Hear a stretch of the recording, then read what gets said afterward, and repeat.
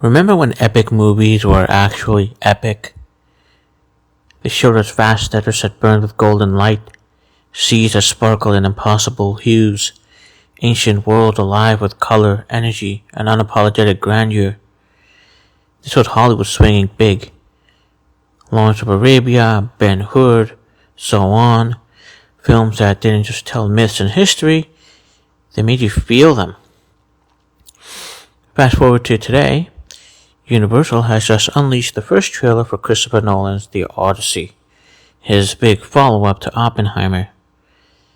Matt Damon as Odysseus, Tom Holland as Telemetry, Anne Hathaway as Penelope, and a stacked cast facing gods, monsters, and the open sea. Shot entirely in IMAX with a $250 million budget, this is Nolan swinging for the fences again. It's got massive scale, practical ships on real oceans, hints of monsters, and yet it's just so visually poor. Gloomy, uninspired, drained of life, just like Dunkirk, Oppenheimer, and Interstellar. Is this the future of big epics? Have we lost something along the way? While the ambition is undeniable, it raises a big question. Why does this ancient Greek myth look more like a somber war drama than the vibrant, awe-inspiring spectacles we've been growing up with since our grandparents were babies? In this video, we're breaking it down. The color grading, the blocking, the dialogue, the brooding philosophy of masculinity, and comparing it directly to the classics that nailed epic filmmaking. Stick around because I think the old movies might still have Nolan beat on what makes an epic truly epic. Let's dive in. But look at the color palette. Everything's desaturated, muted grays, blues, and browns. It's like Nolan's allergic to vibrant colors. We've seen this in Interstellar, Dunkirk, Tenet, Oppenheimer. Everything looks cold and serious. Ancient Greece was full of bright color. Robes, azure seas, golden sunlight. Here it feels drained, like the trailer's been through a wash cycle and cold. Makes the epic feel gloomy instead of mythical and alive. Is this realism, or just Nolan's aesthetic crutch making everything look the same? Now onto the blocking. For those of you who don't know, blocking is just the way that you stage a character in a scene. Nolan's shot composition is often praised, but there's plenty of moments where it feels off. Take this shot. Matt Damon leans forward and gets down on his knees towards another Giga Chad. And as he's doing this, the camera starts panning up as if it's trying to hide what Matt Damon's doing. It kinda looks like he's about to perform fellatio.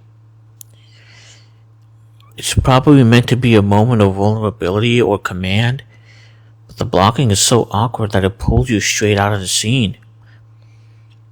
Then you get this scene of Telemachus looking at Penelope, and it's the blandest, most green screen reshoot looking thing I've ever seen from Nolan. Nolan loves these tight, intense close-ups and low angles for gravitas, but sometimes it results in weird spatial relationships between actors. We've seen similar issues in his films, characters crammed in confined spaces for tension, but oftentimes it just looks clumsy. In an epic with battles against gods and monsters, why risk a shot that distracts like this? The dialogue snippets we get are classic Nolan. Gravelly voiceover that's poetic but shallow. Lines like Matt Damon's narration sound profound at first. Wistful reflection on war and homecoming, but they're vague and expository. No real emotional punch or character insight. Nolan's scripts often prioritize plot mechanics and big ideas over natural, deep conversations. Here it feels more like brooding monologues. Odysseus is one of literature's cleverest heroes, full of wit and stories, but in the trailer it's all somber stares and ominous music. This all tied into Nolan's portrayal of masculinity. It's a classic Nolan staple. Men are tortured geniuses, and their quiet wistfulness is supposed to signal deep thoughtfulness. but he just comes across the surface level brooding. Real thoughtfulness was shown through actions, cleverness, or vulnerability, not just staring soulfully while Ludwig Göransson's score swells. In Homer's Odyssey, Odysseus is cunning, flawed, and emotional. Here, the trailer sells him as another Nolan protagonist. Stoic, haunted, manly in that pseudo-introspective way. It's mistaking melancholy for depth. Let's put this in context. Nolan's billing the Odyssey as a grand mythic action epic, shot in IMAX with practical effects on real oceans. But when you compare what we've seen to the Golden Age Hollywood epics like Lawrence of Arabia, The Ten Commandments, or Jason and the Argonauts, it feels like a step backward in some key ways, especially aesthetically. Though older films made in the 1950s and 60s explode with color, Lawrence of Arabia had endless golden deserts and blue skies that make the scale feel alive and awe-inspiring, shot in 70mm with Freddie Young cinematography that's still unmatched for beauty. Ten Commandments pops with vivid reds, gold, and deep blues. The Plague, the Burning Bush, the Exodus is larger than life and colorful because ancient worlds are meant to feel exotic and vibrant. But Nolan's trailer is all desaturated grays, muted browns, and cold steely blues. The seas look stormy and oppressive, the ship's drab. It prioritizes grittiness over mythic grandeur. Sure, model digital and film stock can do amazing things, but Nolan's color grading drains the life out of it, making an ancient Greek epic feel like a somber war drama. The cinematography in those classics used wide compositions to embrace the spectacle. Here, even the big IMAX shots feel cramped and gloomy. The old epics knew how to make history feel epic and inviting. Nolan's looks epic in scale, but emotionally distant and visually washed out. Speaking of depth, let's compare some dialogue. In Ben-Hur, there's this killer line from Pontius Pilate to Judah. Perfect freedom has no existence. The grown man knows the world he lives in, and for the present, the world is Rome. It's sharp, philosophical, and reveals character, accepting harsh reality with mature pragmatism, tying into the themes of empire, loyalty, and personal cost. Now contrast that with Matt Damon's voiceover in the Odyssey trailer. After years of war, no one could stand between my men and home. Not even me.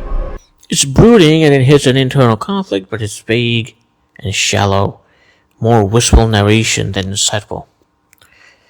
It sounds profound with the swelling score, but says little about Odysseus' cunning or the world's brutality. Ben-Hur's line grounds you in a specific power structure. Nolan's feels like placeholder brooding. The classics had dialogue that cut deep, while Nolan had moody generalities. So, while Nolan is bringing some technical ambition, the classics still win on making the epics truly epic. Colorful, alive, and with dialogue that sticks. Does this make you miss the old school spectacle, or am I being too harsh? Overall, the Odyssey trailer is hyping a massive spectacle. Practical IMAX with monsters and myths, and I'll probably see it in theaters because Nolan movies really are a community event. But these recurring issues make me worry it'll be exclusively for hypebeasts, but emotionally hollow like most of his films. What do you think? Is this peak Nolan greatness or more of the same problems? Drop your thoughts in the comments. Like if you agree, dislike if you don't. Subscribe for more content, and hit the bell. Thanks for watching. See you next time. Goodbye.